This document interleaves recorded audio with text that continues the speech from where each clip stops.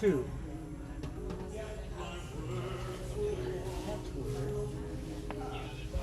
Oh wait a minute, there are 3. There are 3 plugged into that little thing that we're having at number 2.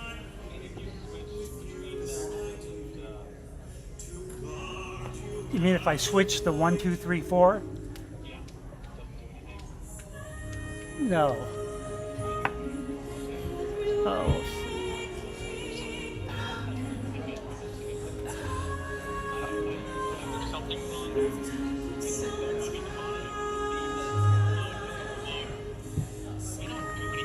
I know. Right. What's the input supposed to be on? You know?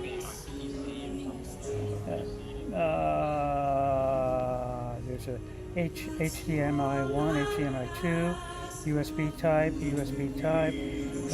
computer.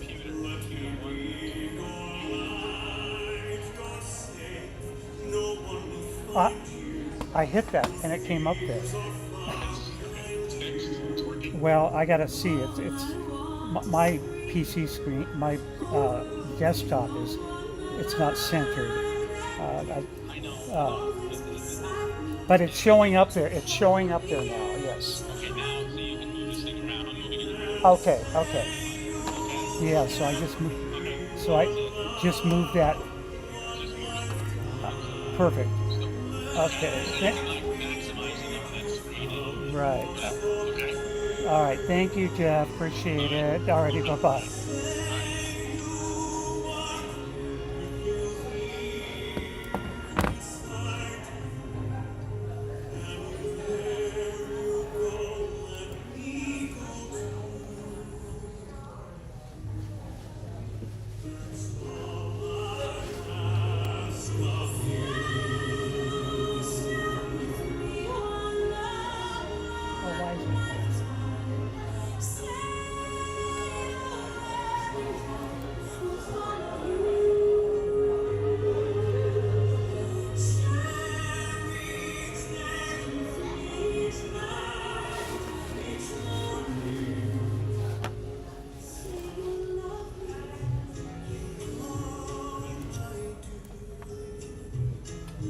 Yes, thank you very much.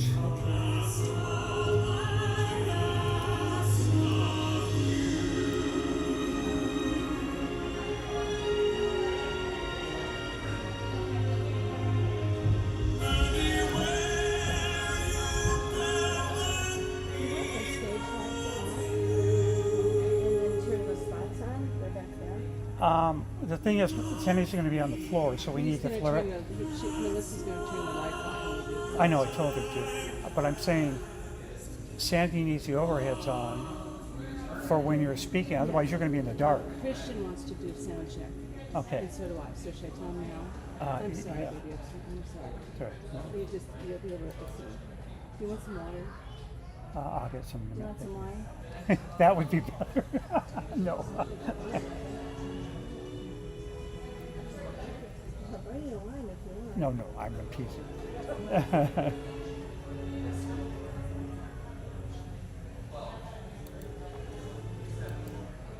What's his name, Sam? The singer's name? You want to do a sound check?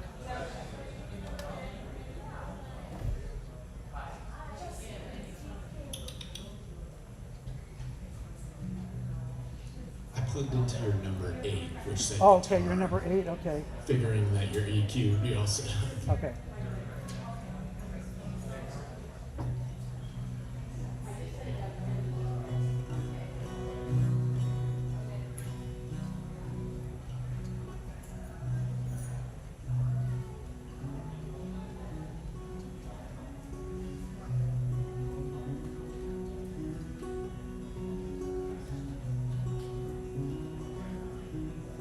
Is it coming out or? Want louder? Please. Oh, there it is. Now I can hear it.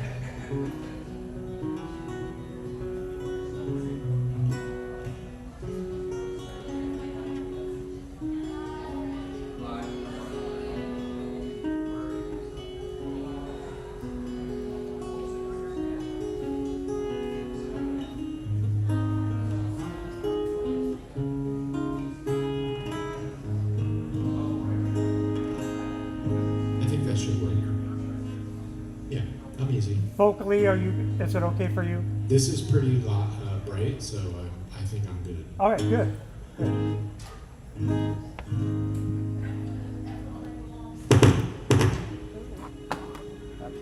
Normal. If I were to take off, Yes. do you want me to come back? No, I think we can work it out.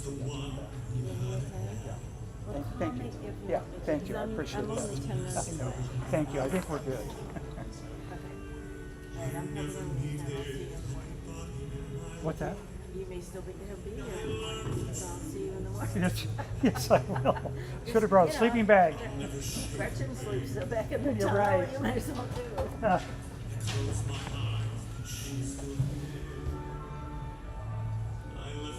Sandy? Sandy? Want to test your mic? Test your mic. Okay, 1, 2, 3. I think we got it. Good, good, good. Perfect, perfect. Okay.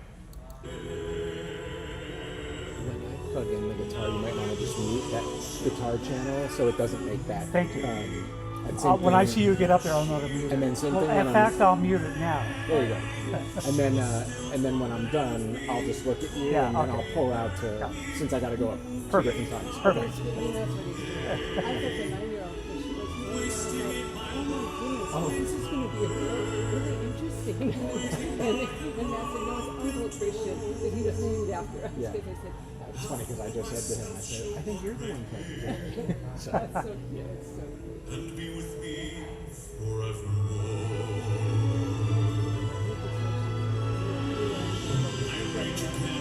it's much more cool in here than it is outside. Oh, yeah. Warm up. And humid. He was just playing it. And it's like, Yeah, it's was Gretchen singing? Yeah.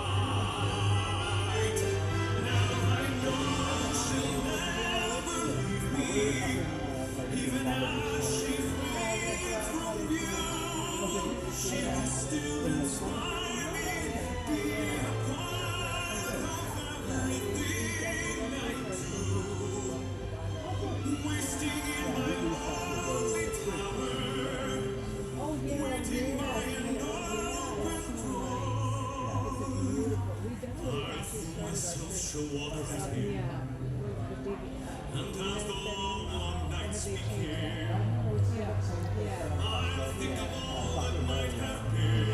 she's retired.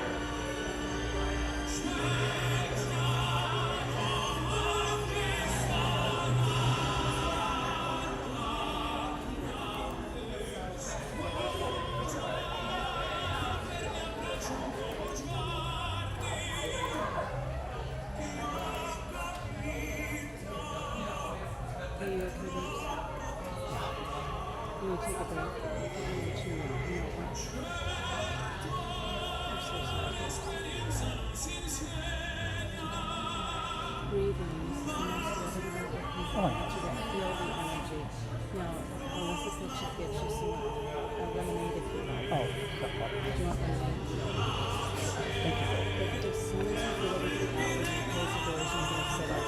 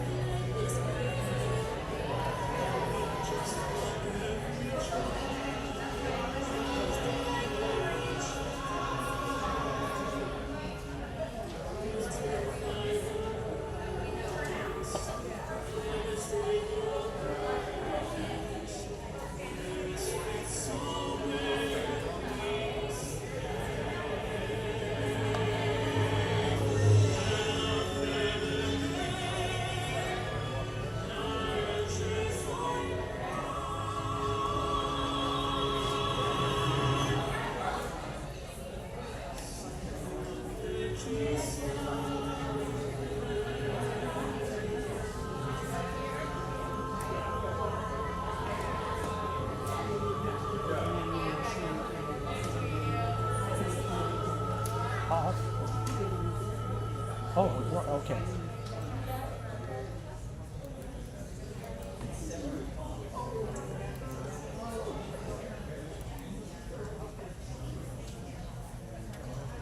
Thank you all so much for being here today. I'll tell you, there's definitely a consciousness of love in this room.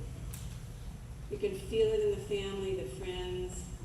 You can feel it from Jane. I know she's in each and every one of you. I did put in a call to God to get to turn down the heat a little bit, or turn the hair up. And you know what God said?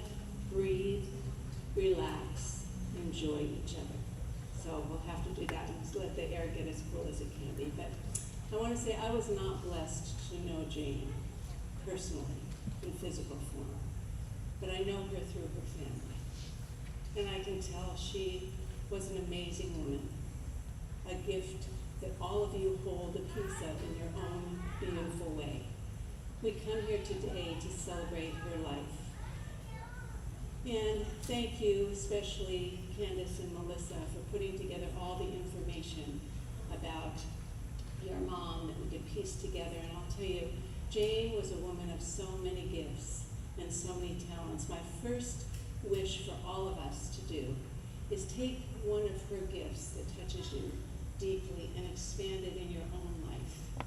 So we know this legacy of Jane Wright lives on through all of us in a big and beautiful way. Jane was born in March 4th. I love that. March 4th is kind of what she did in her life. 1953 in San Diego. And she made her transition on May 30th of this year in Laguna Niguel. She leaves an absolutely beautiful family, which I feel so blessed to have met and spent some time with. There's Candace Blair and her husband Derek Gray, and their beautiful children, Ben Blair and Alex Blair, and Matt Bird, her son, and his wife, Melissa Bird, and then Lincoln Bird and Christian Bird. And they hold a beautiful space together and share wonderful memories. I know that all of you have experienced Jane in wonderful ways. I'd like to start with kind of a recap of her life so we're all on the same page, because she lived well. She loved life. And I know Joseph Campbell says, anything you're called to do it with play.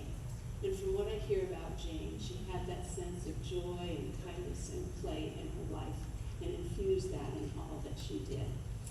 So she worked very hard and she took very good care of herself.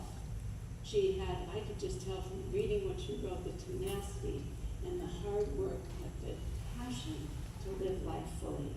Even though she had a tough childhood down in San Diego, it was volatile. She took care of her younger brother who was mentally disabled, and she moved around a lot. And she learned independence at a very, very young age. She was brave, and she hitchhiked across the country. Wow, that's a lot. After living in a commune with her best friend Jill, they moved to North Carolina, and they got jobs. And she met her first husband, Robert Bird. And it wasn't too much later that they had their daughter Candace, and their son Matt. What a blessing. And Jane loved being a mom. She absolutely loved being a mom. And I know that her kids and her grandkids say that she supported them and loved them unconditionally, always. She was Girl Scout leader, board PTA president, and she became a realtor, which I think kind of runs in the family a little bit, right? Which is good.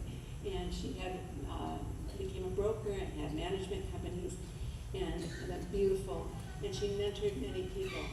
She had a sense of real service in her life. She wanted to do good work and help people. She was divorced in the late 80s. She made lots of friends and dated. And then she met the love. Oh, that must be more than you wrote in the book, I guess. I guess I'll say, and she dated a lot. But she had fun, she loved life. And then she met her lifelong love, Monty Wright. And they lived a full life, golfing, traveling, cruising, loving each other, and having a great time. He passed about 10 years ago from cancer, and I know that left a big void in her life. She was fun and energetic, and she could find the good in any person. That's something we could all use as a virtue in our life. Looking for the goodness in life and finding it and acknowledging it and living it. She lived the values that I really respect. She lived each day to the fullest. And she didn't look at the past with regrets or the future with worry. She lived fully in this present moment. And I think that's something else that we can take, because that's really, if we live in the present moment, that's where we find spirit. That's where we find God. That's where we find love, is when we're here in this present moment. And that's a gift that she's giving us all. She loved being a parent. As I said, she always showed love and support to her children. She loved her grandchildren, her grandsons, and she spent lots of quality time with them. And I heard that she didn't leave any time she spent with them without saying, "Hey, did I tell you lately I love you?" Every time. Beautiful. She loved being a wife and a daughter. She took care of her mother when she was ill, and a sibling. She cared for her mentally disabled brother. She was a caregiver and a lover with kindness and goodness, and that's something we can all benefit from knowing. What she said she learned from all her travels, because she loved to travel, and I know Candace told me that she worked hard so she could play well, and that's what she loved. But she learned through all her travels that we are all the same. No matter where we are or who we meet, we're all the same. The final reflection that I had, I asked the family what Jane would say to all of you if she were here right now. And they said she would thank every one of you for being part of her life story. She said she would say she would have spent more time with each of you if she was feeling better the last couple of years. But she knew her final days were numbered, and she chose to spend them with her family and with her family. She says, "I wish you peace and love through this life. I will hold a place for you in heaven. And to my children and grandsons, I will love you forever." I'm not sure if you felt it, but when you walked in here, there was a consciousness of love, which I always say gives me the God bumps. You know, it's just that love that you can feel. It's not something you just know, but you feel it.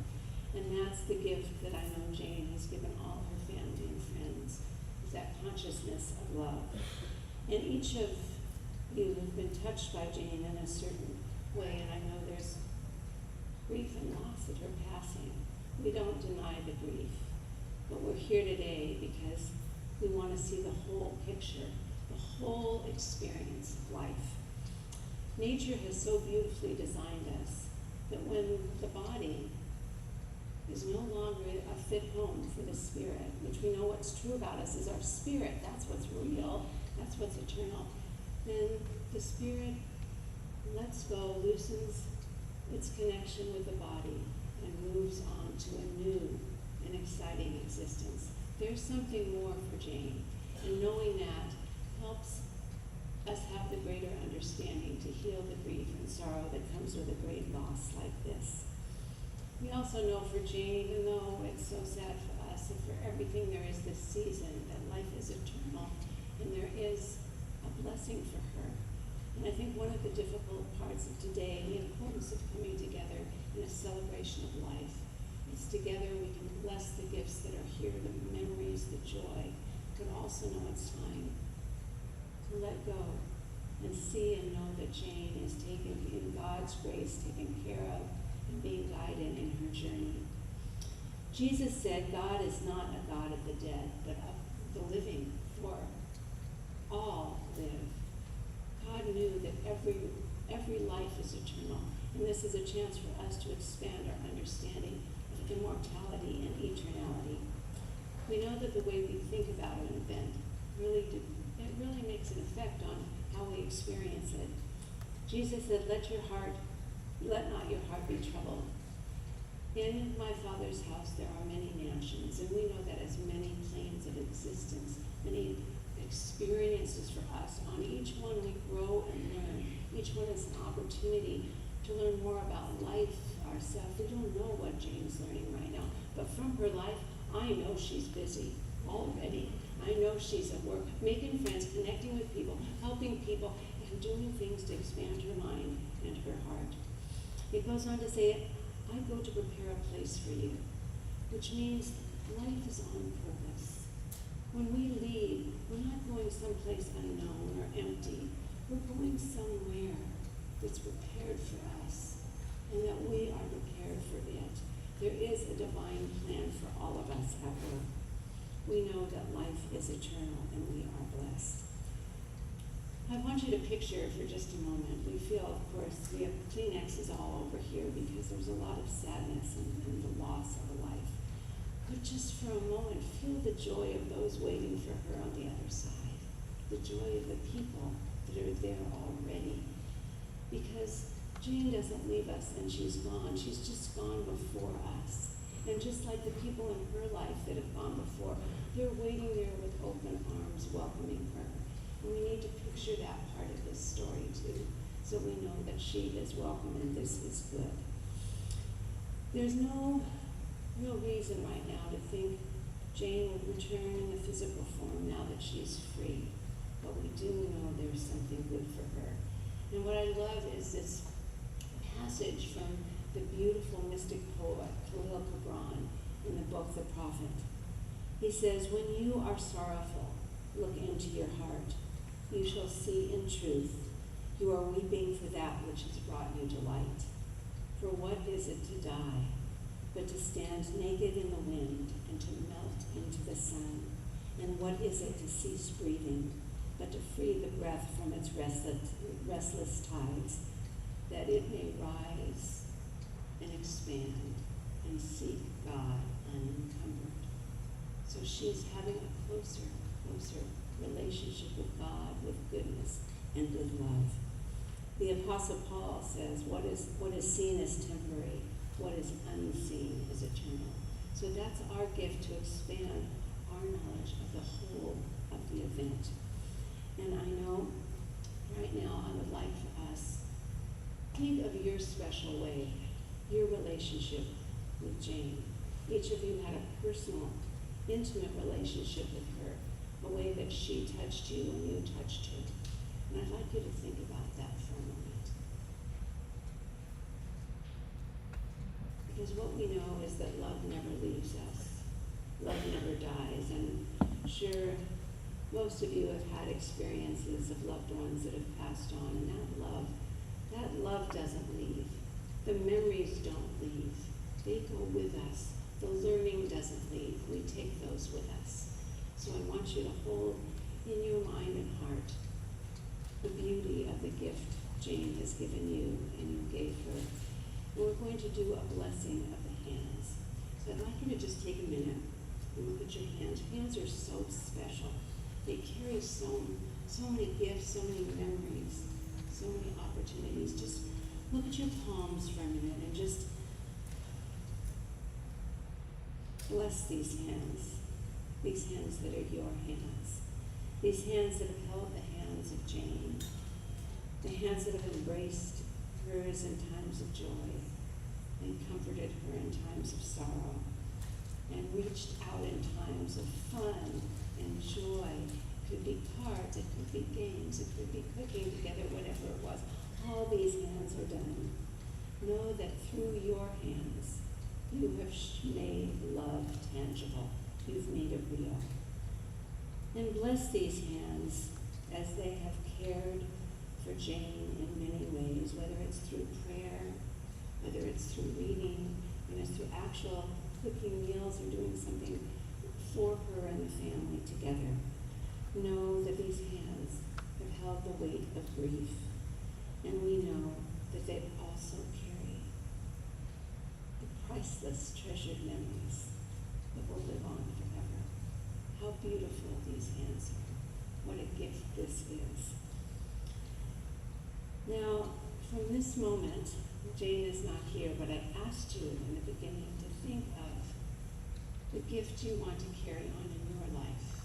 One of Jane's gifts, her kindness, her joy, her caring, her love, her sense of play, her fun, her kindness, whatever it is. And I want you to know that these hands carry that gift, and bless them now. That's beautiful. Let us close our hands now and know that Jane's memories, her love, her kindness remain in our hearts for sure.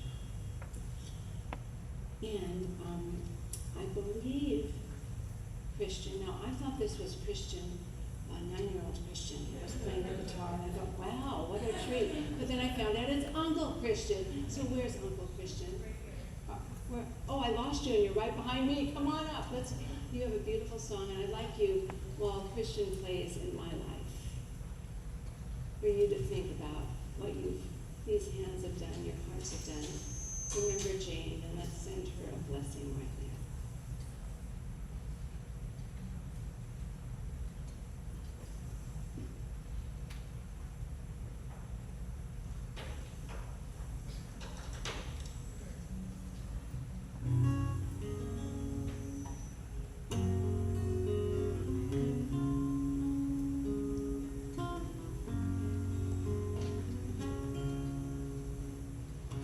There are places I remember all my life, though some have changed, some forever, not for better. Some have gone, and some remain. All these places have their moments, lovers and friends I still can recall. Some are dead and some are living. In my life, I love them all.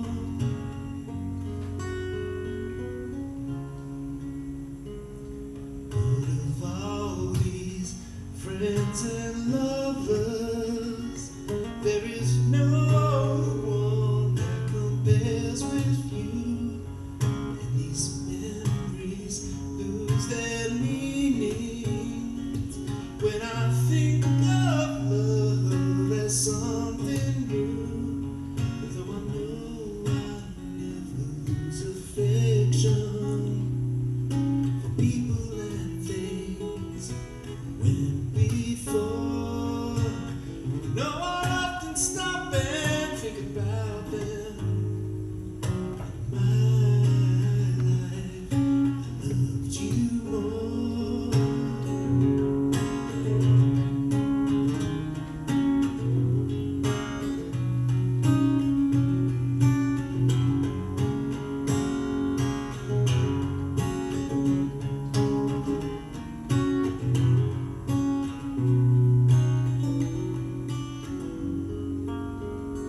Though I know I'll never lose affection for people and things when before.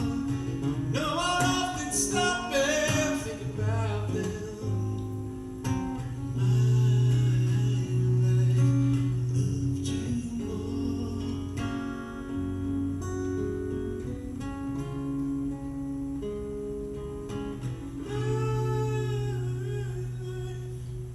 I loved you more.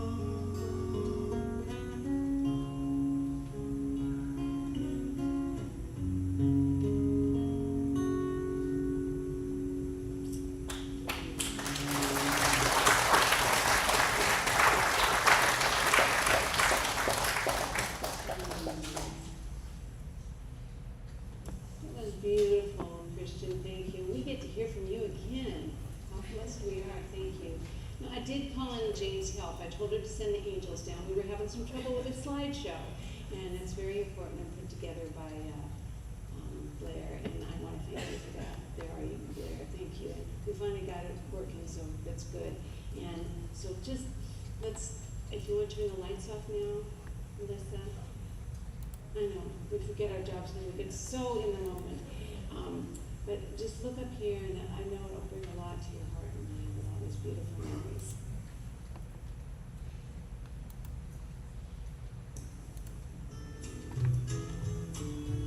You just call out my name, and you know wherever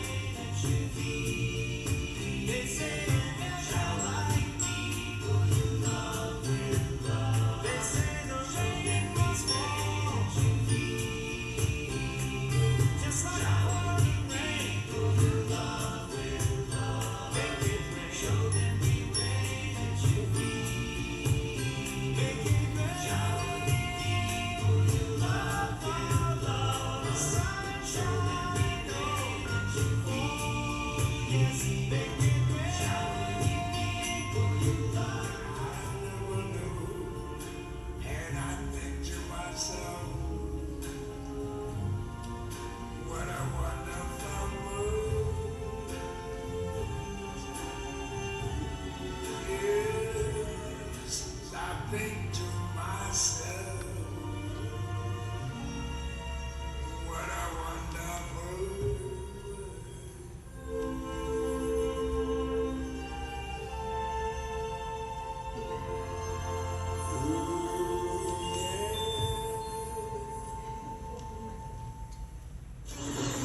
Bird, how are you? Are you jumping and running and playing ball and going to the beach? Nana's at the beach today. And I wish you were here with me to see the birds and the ocean and the waves. I love you.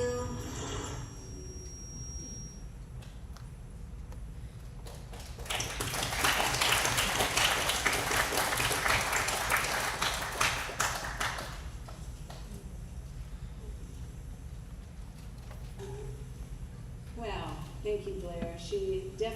Jane lived fully, didn't she? Good life, lots of happiness, a lot of joy, a lot of memories, a lot of you in those pictures. It was perfect. Now we kind of primed the afternoon out. This part of the service is the part that holds the most sharing of love, most important.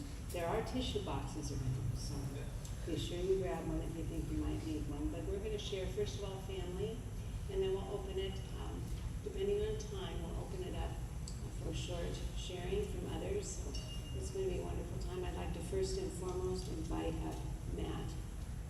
Now, Matt, you have your choice. If you would know, I think I'm doing something bad. Okay. I'm such not a tricky person, but you can use this or take it out, whatever you want. You can hold it. You're tall. My goodness, it's moving up there, buddy. I'm sure. Make sure it's on. That I can handle, yes.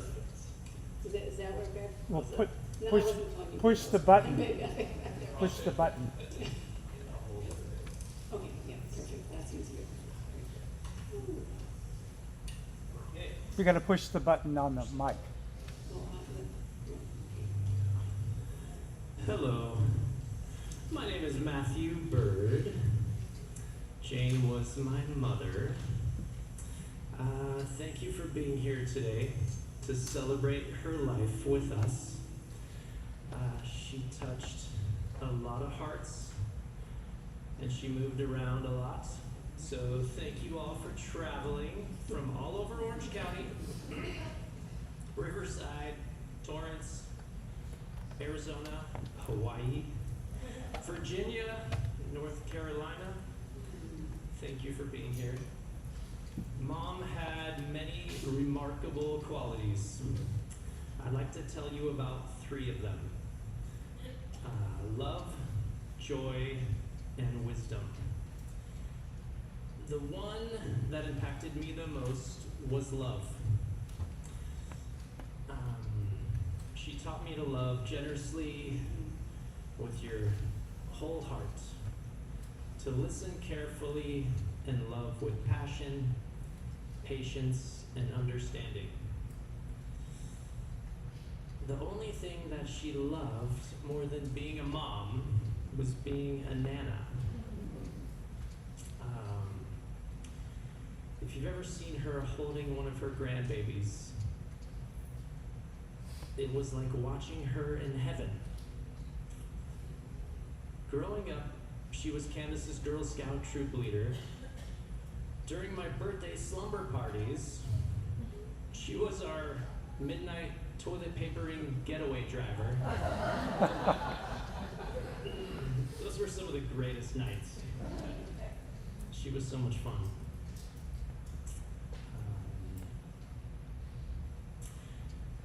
Yeah, she was like she said, she volunteered and became the PTA president at my elementary school. Myola Elementary was a public elementary school in Fountain Valley, Southern California, built in the 70s. Go Mustangs. one day out in the schoolyard, I was heading back from playing basketball with Mike, Dave Arvison, Ryan Evans, Chris Forsyth, Joshua Winder, and there she was. My mom was at school.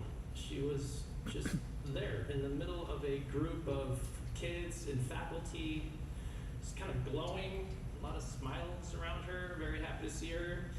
Like, what is my mom doing at school? And she looked like a popular kid, and like full charisma on display, like Riz-maxing at my school. Like, has your mom ever mogged you at your elementary school before? What is happening? And it wasn't embarrassing. I wasn't embarrassed. I was impressed. I was thinking, is my mom one of the cool kids? Like, how long has this been a thing? My next thought was, I'm already friends with my mom, so this might be good for me. So, but yeah, that kind of backfired when I ditched school that one time, and I got busted immediately because the principal had her number. Yada yada yada. No one wants to hear that story. So, but it was pretty cool. Which takes me to Mom's joy. Mom was a party. When she got excited about something, it was contagious. A spontaneous little mischief maker with the best intentions. Ooh, Maddie, I got an idea. Something like that. And something unbelievable was about to unfold. It might be traveling, golfing, fishing, diving, boating, RVing, theme park. It might just be watching the new Jason Statham movie about beekeeping. It was literally that one time. She had a thing for Jason Statham. That was her type, I guess. Alright, but if you've ever been to Jane Wright's house, you got to know all the neighbors.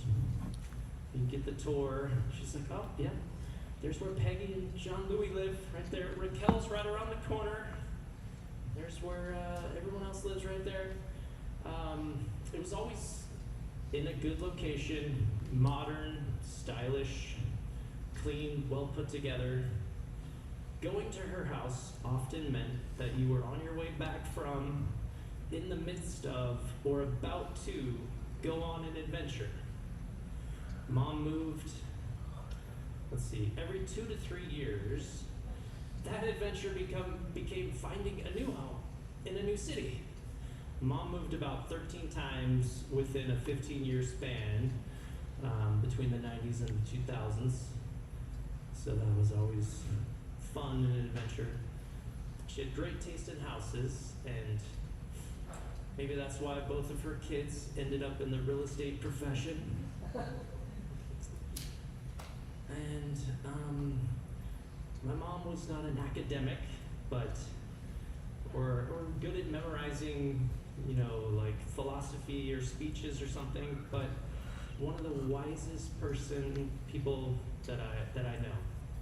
She connected with you, she listened, and she was there.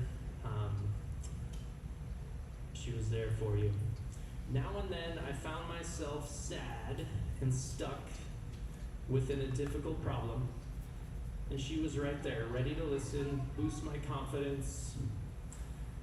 She didn't always have the answer, but I always felt better after talking with her. By the end of the talk, my half-empty glass was half full. She showed me that mistakes, when we face up to them, show us both the world and ourselves from previously unseen angles. A reminder to care about perspectives other than my own. By making mistakes, I could lose and then find myself again, becoming stronger and better for it. She recovered from cancer 7 times. She gave the most amazing end-of-life care to Monty, her Monty man, Monty's dad, Pop, her mother, Dorothy Reed. She took care of her brother Scott, friends, parents. Mom was always renewing herself, becoming a better version of herself than before. This line from The Untethered Soul reminded me of her. Your heart is like a door. It opens and closes, but it's made to stay open. Sometimes we close our hearts when we feel pain. Yet that very act also imprisons our joy.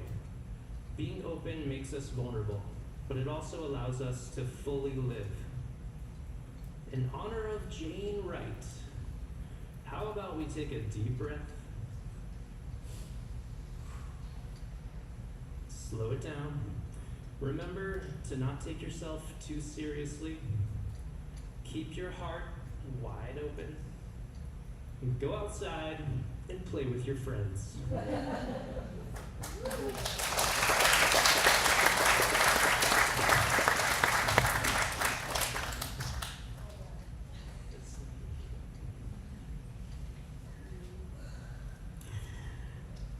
I'm good.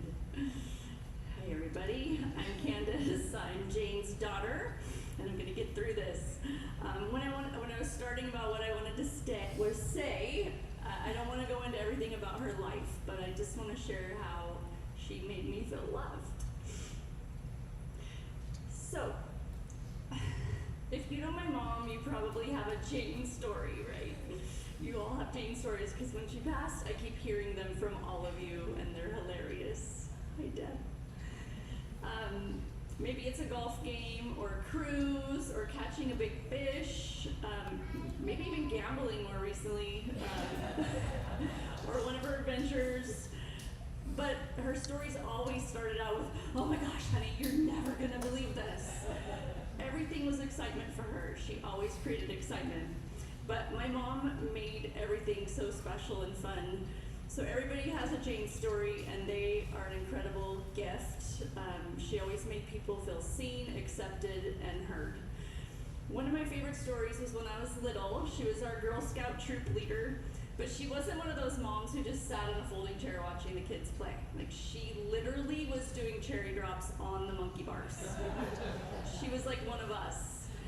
And she planned all kinds of outings. She made it so fun, but I realized she wasn't doing that just to keep us busy. She was showing us what life meant to be lived and to stay young and youthful and have fun. She was always fun. The toilet paper thing, we might have had some trouble there. Years later, her and I took a trip to Europe. It was my college graduation trip, and I swear, I think it was her trip. It wasn't my trip. She had more fun than me. We hit the beaches in Europe, and she's like, "When in Rome, topless beach." I'm like, "Okay, Mom, I'm the conservative one over here." I won't talk about the coffee shops in Amsterdam.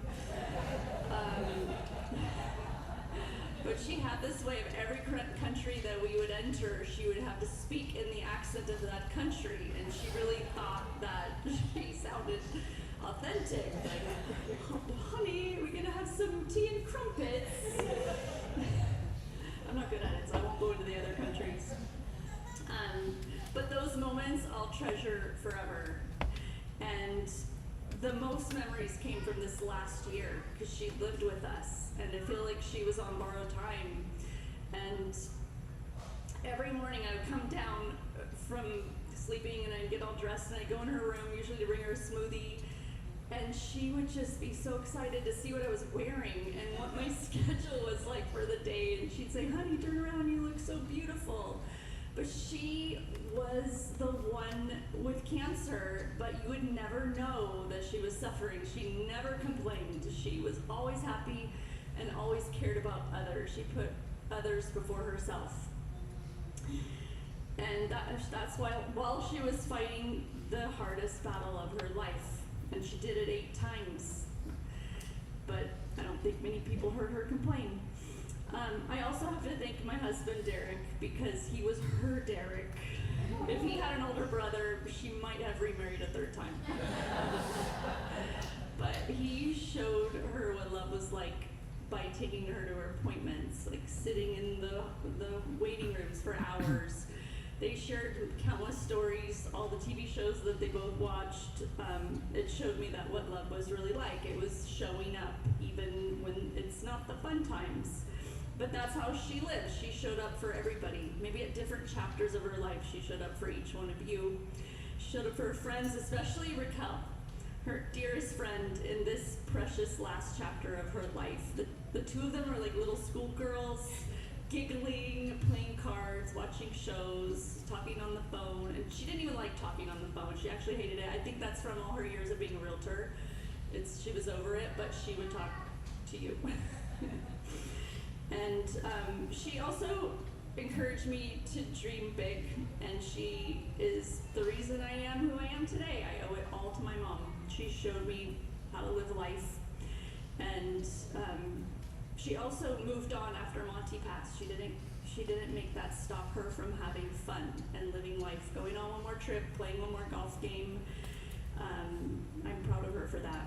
But she made me feel loved. I think she made many of you in this room feel loved, and that's the greatest legacy somebody can leave. So Mom, thank you for giving me a magical childhood, for becoming my best friend, for believing in me, and for loving my family so completely. Sorry, I left out how much she loved her grandkids. And she did say, "Have I told you lately that I love you?" She said it every time. I love you, I miss you every day, and I promise that we will keep telling Jane stories for the rest of our lives.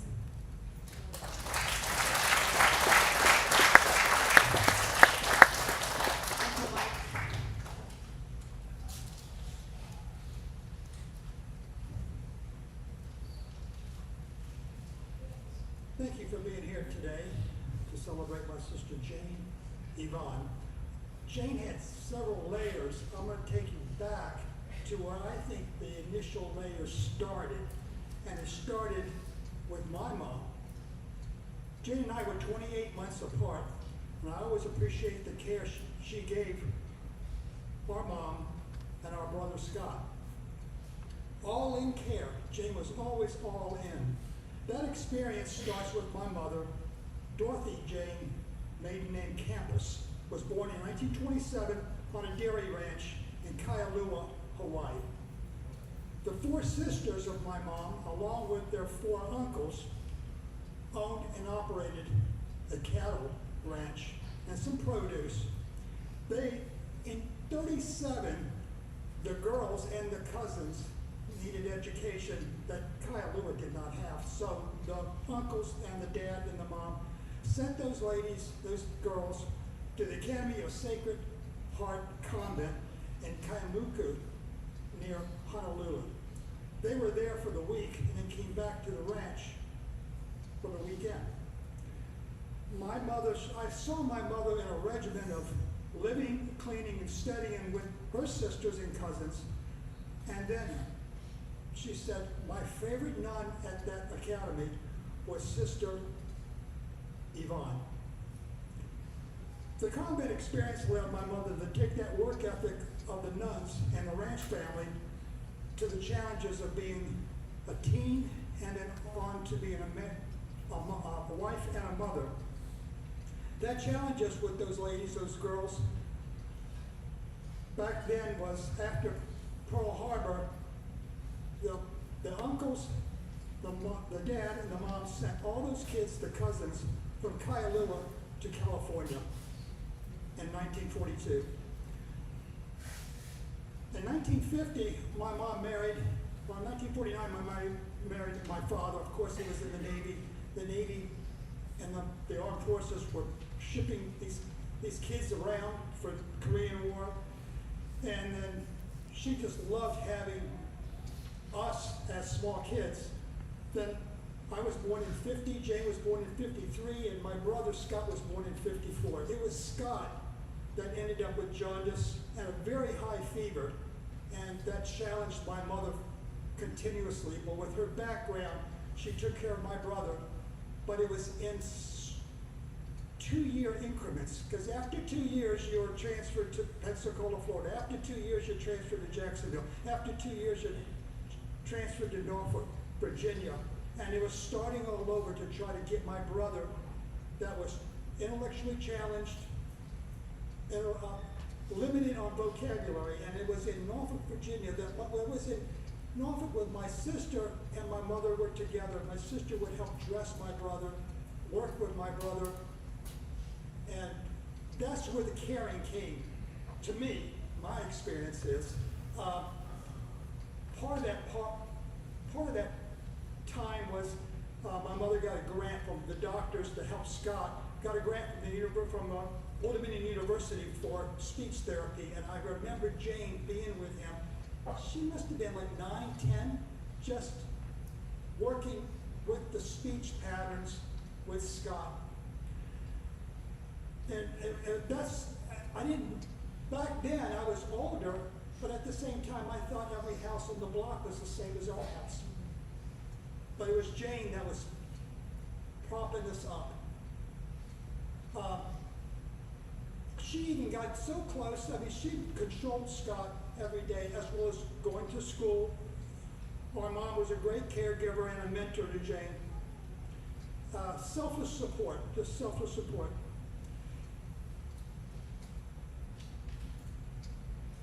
It wasn't until I saw my sister just drop her career for my mom. I mean, it was just like, whoa. And I didn't take it in as an older brother because we're so far apart, but yet not being here, it was that was appreciation, admiration. And I will always just remember that. It was so fun to rent. I wanted my children to be with you guys, every summer, and we did that. Capistrano, Oceanside, Carlsbad, having a week of family time, as long as my mother could get there. And it was Jane that got her there. Yeah. So let me take you back a little bit of the 60s, working with my brother, but my sister and I remember the 60s were firsts. It was the first TV, first record player, the first phone. It was a party line. The first movie, the first time picking out what you're going to wear to school. My mom bought a cabinet with a turntable and built-in speakers. After listening to Hawaiian classics, Jane came home with a 45 of a popular British band, and then from then on, we kind of collaborated with our little money to build a little 45 inventory. So, Jane left Norfolk, Virginia in the 70s. I never know where she went.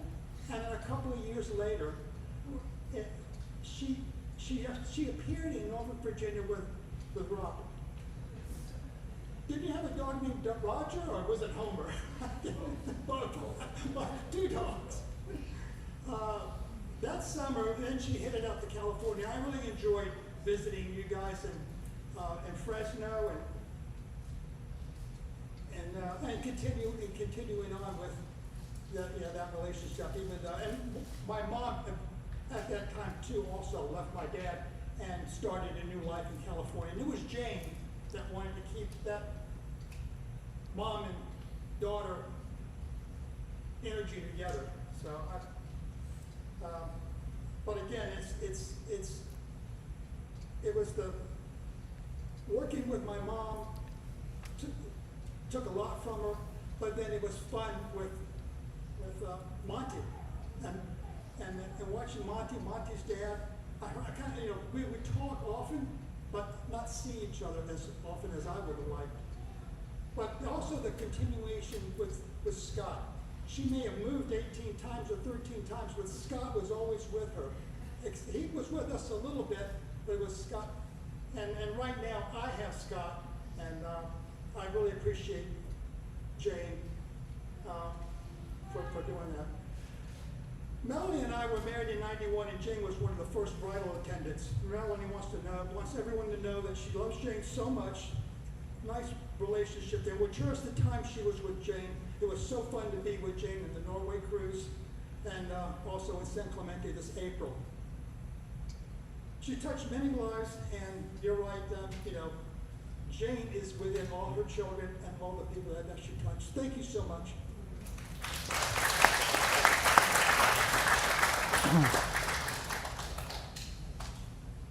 Touch the button? No, that's good. Alrighty. My name is Meg. I'm Jane's niece. And before I start, I had in the line of succession here, it's nice to hear what everybody else is saying, because I think sometimes in these things you can maybe look at things with rose-colored glasses, but I think we all have similar themes, which just is indicative of the awesome person that my aunt was. Okay, so as my dad just talked about, when we were little, especially when my grandmother was sick, our family would rent beach houses on the West Coast so we could spend a week with our West Coast family. And growing up in Virginia, my brother and I really looked forward to these trips because we were getting to come out here and live this West Coast Cali surfer life for the week, right? And I'll never forget one of the early trips. We just got into the beach house, and I was kind of eager to look around. I was checking out the place, and I wandered into the pantry to get a snack.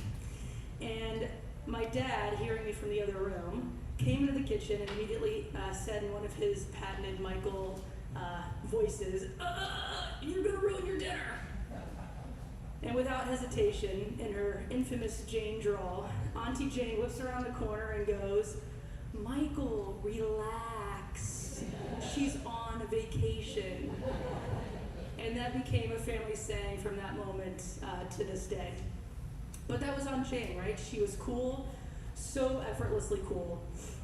She lived every day to the fullest, and even when she was sick or went through tough times, she didn't let them take over. And somehow she always had this really relaxed way about her. In a sense, it sort of seemed like in her mind she was maybe always on vacation. Simply put, she was the absolute best and hands down one of my most favorite people in the entire world. She was larger than life. I looked up to her, I admired her. When she walked into a room, she was somebody that everybody wanted to be around. You wanted to talk to her, you wanted to get to know her, you just wanted to kind of be in her orbit.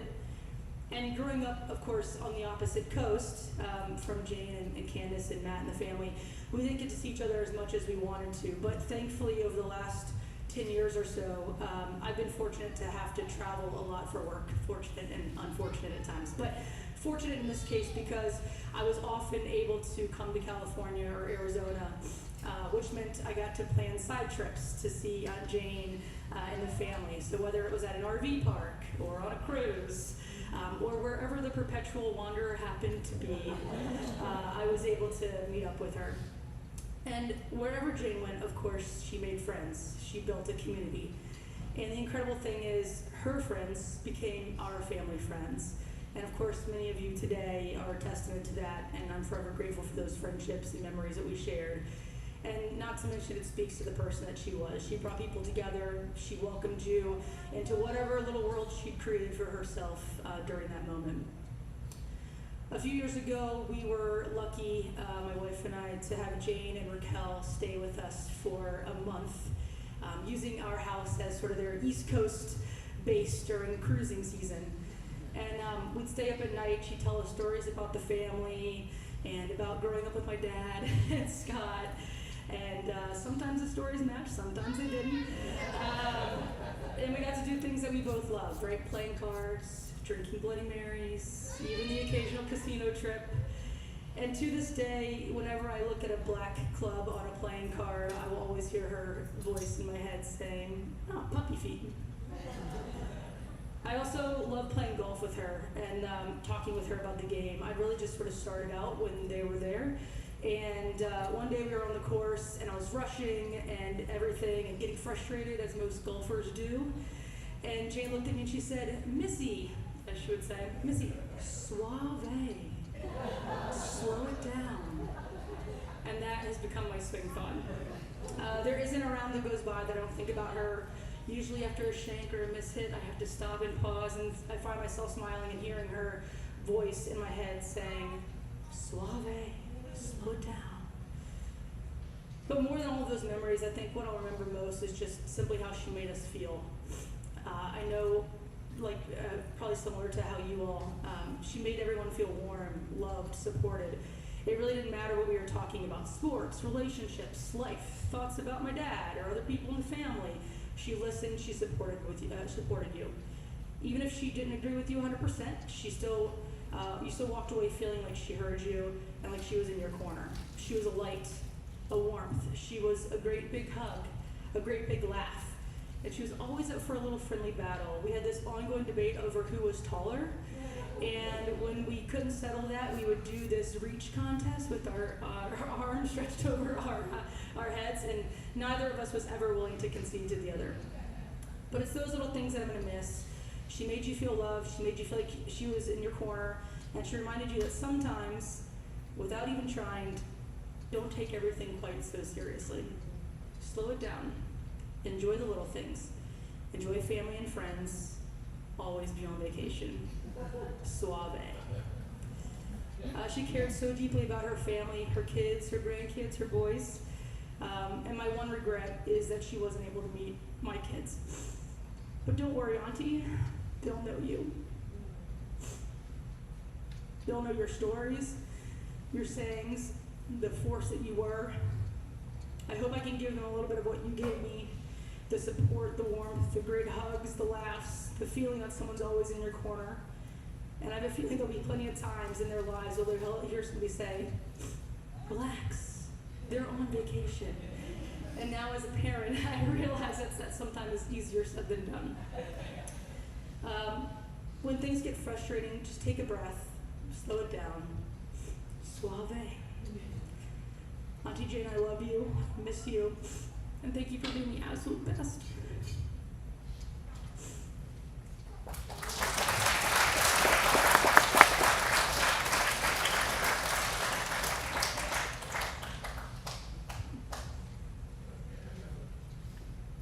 Well, I'm Lincoln Bird. I was her second to youngest grandchild on my dad's side, not counting my mom's whole family.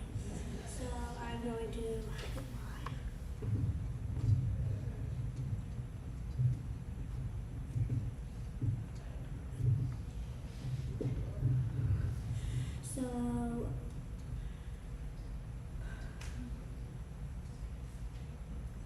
looking out, I see that all of you have been touched by my Nana in some way, some wonderful way. Maybe it was anything from gambling to waiting in line where she gives you her spot, and well, some of my best memories are from trips. Like we went to La Jolla in a couple months right before she passed, and an RV trip a couple years back where we went to all the canyons, the big ones you remember, like the Grand Canyon and Zion Canyon. And we stayed with her a lot, and we just tried to spend as much time because we knew it was coming. We actually thought she would pass back in January, but she held on for another 5 months. And then the day she passed, it was May 30th, the day after my aunt's birthday. She was very polite and did not pass on my aunt's birthday. So we went on a walk with my cousin, aunt, and brother, and me, of course, with the dog. And when we came back, we were greeted by my mom and dad. They said they warned us that she had stopped breathing and, well, was probably gone in the other realm. So as we got home, we went in, we sat down in chairs, then we all cried, shared stories, just talked about everything, you know, random little stuff and big stuff, all the stuff you remember. Whether it be meaningless or something that actually mattered. And some of the best memories are watching the slideshow with everyone when she was gone. And I know I probably should not say that's a good memory, but it was, because we're there, you tell the story behind each picture. And now I want to try to do a meditation with all of you where you're going to look at the person on your right or left, and you're going to just try to pour all your memories of love from Jane into that person.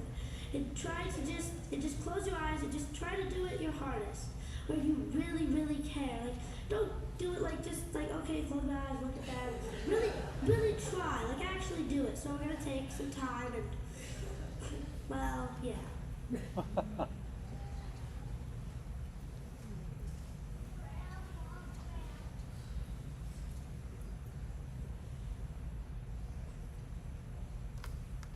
Well, that was wonderful. And I actually got that from the church I go to. That, well, I wasn't actually there when it happened. I just heard about it later. So, yeah, well, I just thought it'd be something good to do, and we all have such great memories. And, you know, my nana was someone who would be like doing something like whatever it was, but like hitting a golf ball the way she thought was the way she did it, then criticizing someone else for hitting it that way. And something is, when we were at the La Jolla trip, my brother got to pick the show, and he watches a YouTuber who says, oh my gosh, a lot. And my dad, as you probably heard, says, oh my gosh, we're going somewhere, oh my gosh, this is awesome, a lot. And of course, she criticized him on saying, oh my gosh, a lot. And it just goes to show how funny and how just like, she would overlook the things that honestly didn't matter, but were there, and, well, that you probably should overlook, like, and, well, now I'm out of my speech, so I'm gonna try to, yeah, I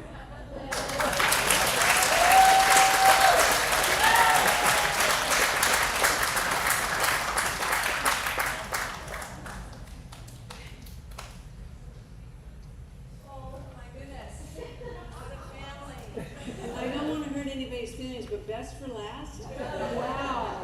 Wow. You know, Matt, you said your mom always brought out the best version of you.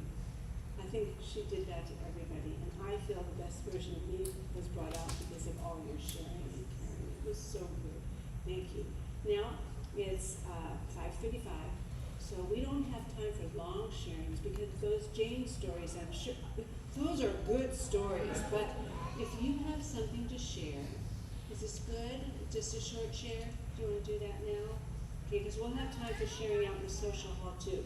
But if you have a good Jane story you want to share and condensed a little bit, that would be beautiful. I can bring the microphone to you. You can come up here, whatever you like. Okay, we've got a beautiful family here. Oh, I think they're going to the bathroom. That was definitely a short story. So, anybody else? Like, do you want to? And please tell us who you are.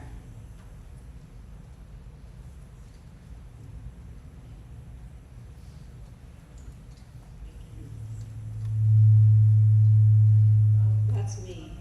I'm doing that again. It could also be my phone, which I was hoping to read from, but okay, it's okay.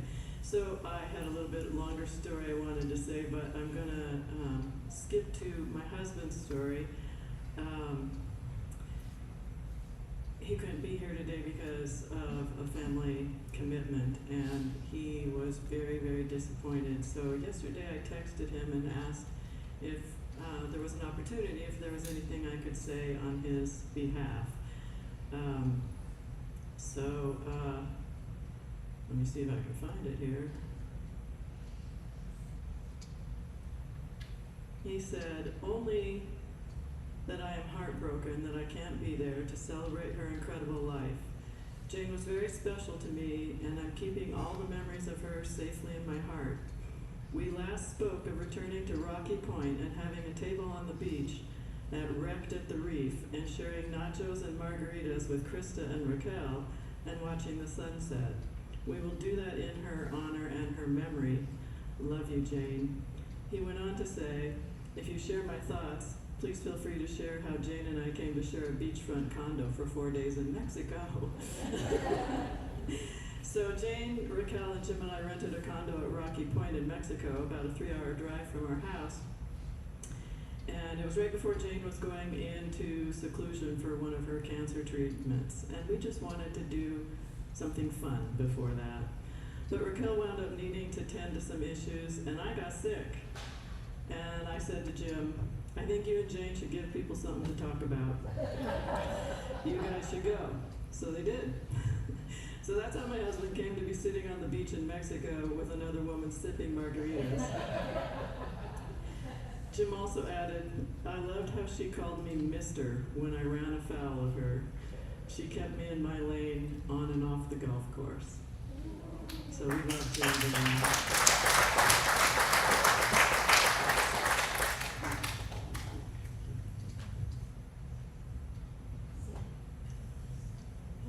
We know Dee Dee very well for a long time, I think. I have a quick one.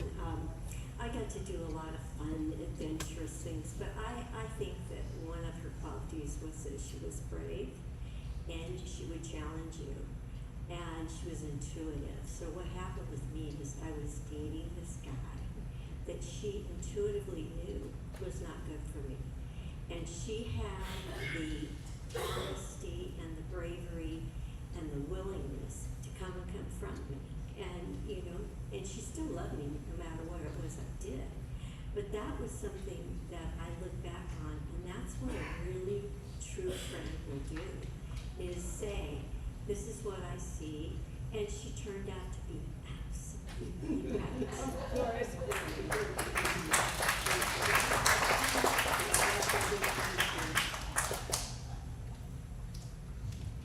Apologize, I've been thinking I'm an emotional man here. I've been blessed. I've been blessed enough now since 7th grade. And it's an amazing family he has. I've spent a lot of years at Rob's house, Jane's house, and those were some formative years. And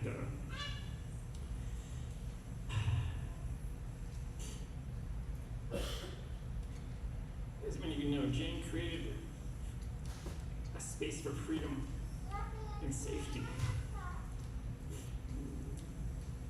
A place when you're young like that, that's everything.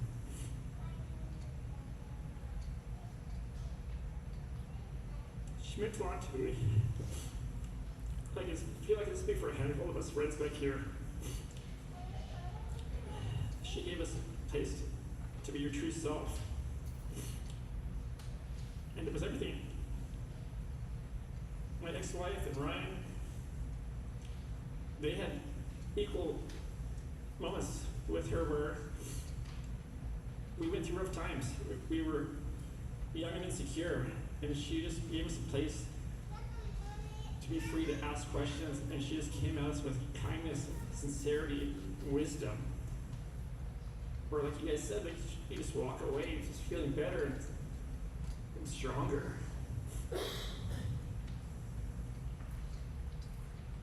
I don't know how to honor her anymore, but the saying, if you know me at all, I'm a dad first. My son Caden is my everything. She taught me how to raise him, how to make him feel safe and secure in those tough times. He can talk to me about anything, and he does, and sometimes that's awkward. But Jane showed me how to do it. And he's my best friend. He lives with me in Waikiki, Oahu, Hawaii. We ride around on scooters and mopeds, go to the beach. He's my best friend.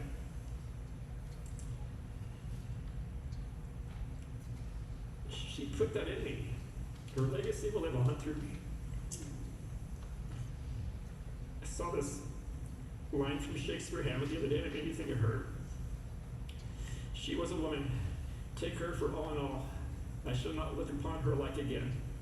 Thank you.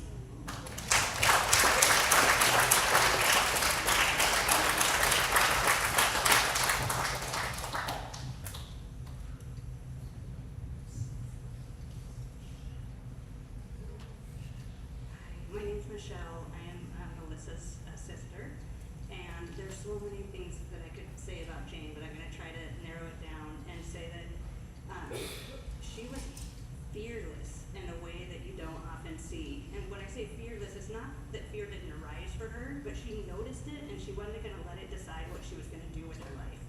And that's amazing to watch. So my memories that I actually want to share some of the most powerful conversations I've had were talking with her in her last years about her illness and what it was she was going to decide to do or not do, and to listen to her thinking and the way that she approached it, not from a place of fear, but from a place of like, I want to live the rest of my life the way that I want to live it. So right now I'm going to do it this way. And then if something changes, I'm going to do it this way. You know what I mean? And then when she was going to do it another way, the excitement she would have talking about it. She was like, it's so cool. Let me tell you about CAR T therapy. Wait till you hear what I'm doing. And I'm like, who describes going through CAR T therapy as cool? You know what I mean? But she did. She was amazed by it. She was amazed that she could do it, that it could give her more time. And so to have those conversations with her and to hear the way that she processed, to me was an absolute gift. It was beautiful to watch the fearlessness with which she did that. And I will say I got to do some of the vacations and the beach. We stayed in a house down in Oceanside one night, and her and I stayed up way too late one night talking, and she told me a lot of the stuff that she's done. And she had a lot of fun. That's all. And I was like, what are you telling me? But like she did, she was like, well, I thought it would be fun, you know? And I was just like, wow. So I need to hear everything that you guys said about her. I also see her here today, and each of you, like each of your speeches were so beautiful. And just what I needed, myself, I don't slow down, I'm not on vacation, I don't have her mentality, and I could learn a lot from watching her. And I've been thinking about the word slow and slowly and slowing down, and now getting to say, slow it. Slow it down. I'm so appreciative of that have more levity, you know what I mean, the lightness, and the way she looked at everything and just kind of turned it and made it fun. That's what I'm taking forward.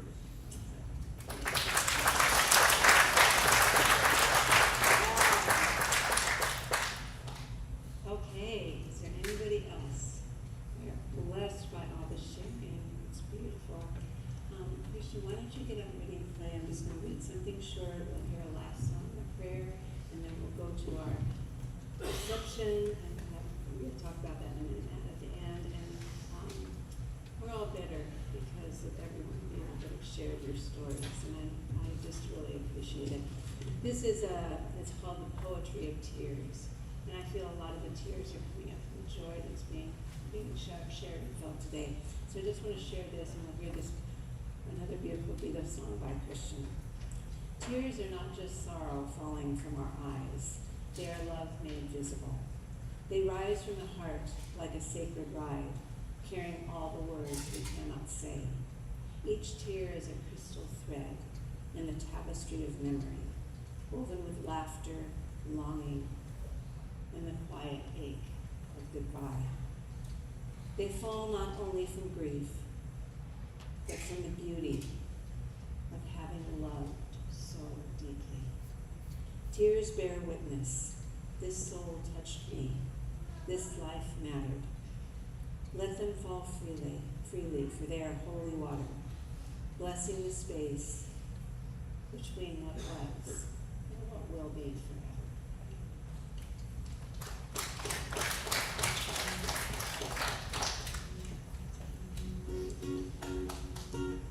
So before I play this song, I'm just gonna say,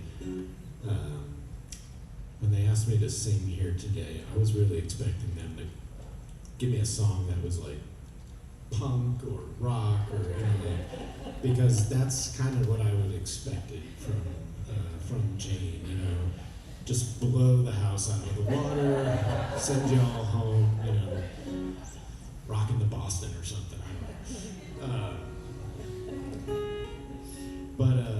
But you know, when I think of this particular song, I think it's a bit apropos because based on everything that you just heard today, I really look at Jane as being no different than the sun.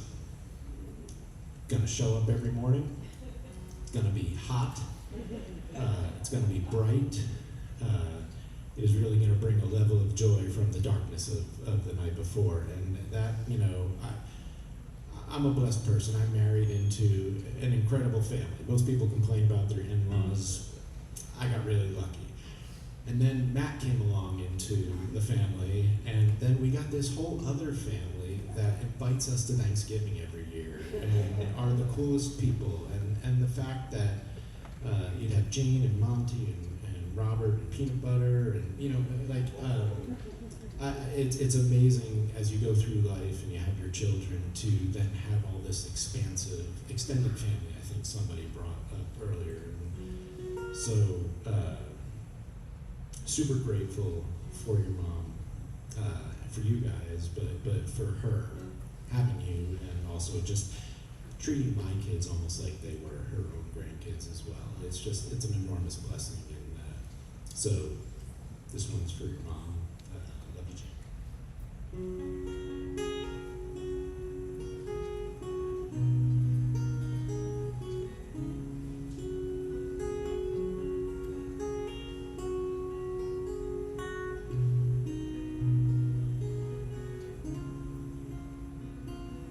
Here comes the sun, doo-doo-doo-doo. Here comes the sun, and I said it's alright. Little darling, it's been a long, cold, lonely winter. Little darling, it feels like years since it's been here.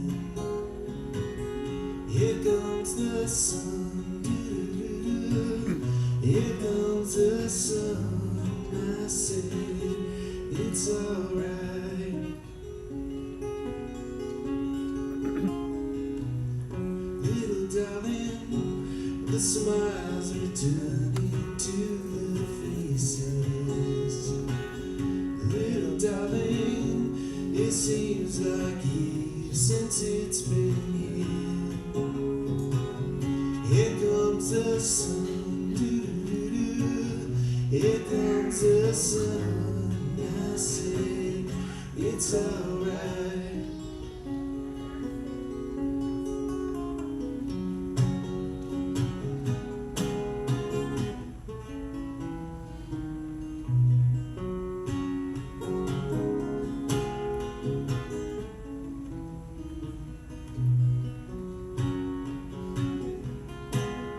Sun, sun, sun, here it comes. Sun, sun, sun, here it comes.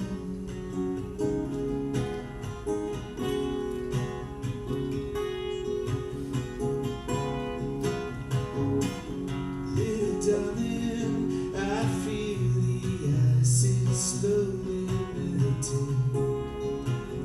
Little darling, it seems like years since it's been clear. Here comes the sun, doo-doo-doo. Here comes the sun, I said it's alright. Here comes the sun, doo-doo-doo. Here comes the sun, I said it's alright. It's alright.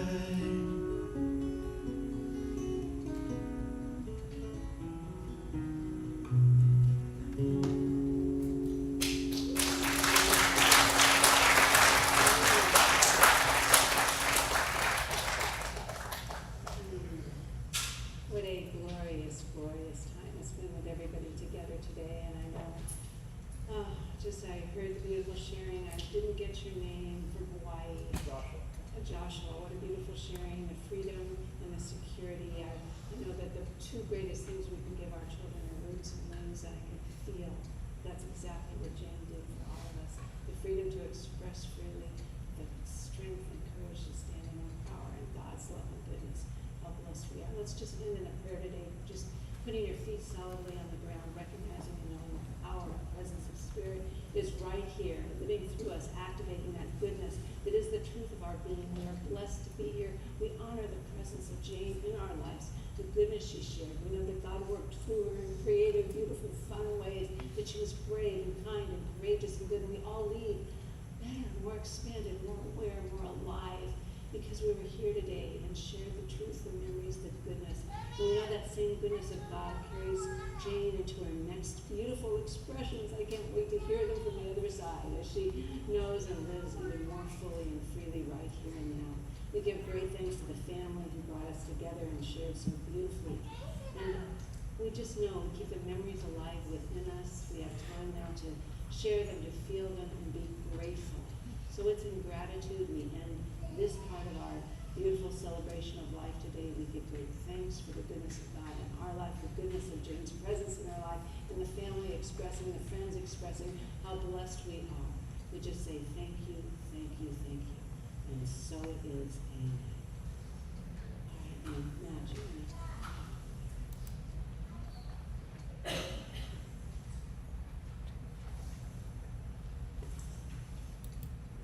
Oh, I stole it. I'm sorry. I turned it off too. How does it work? There it is, the green light. It's on the light. Right. Okay, good news. We have refreshments. Did you want to? From Richard Jones Pit Barbecue, so shout out to them. World famous Richard Jones Pit Barbecue is out in the lobby. Please help yourselves. There's also some lemonade. Yeah, a lot of alcohol. Let's keep it going. So we'll see you in there.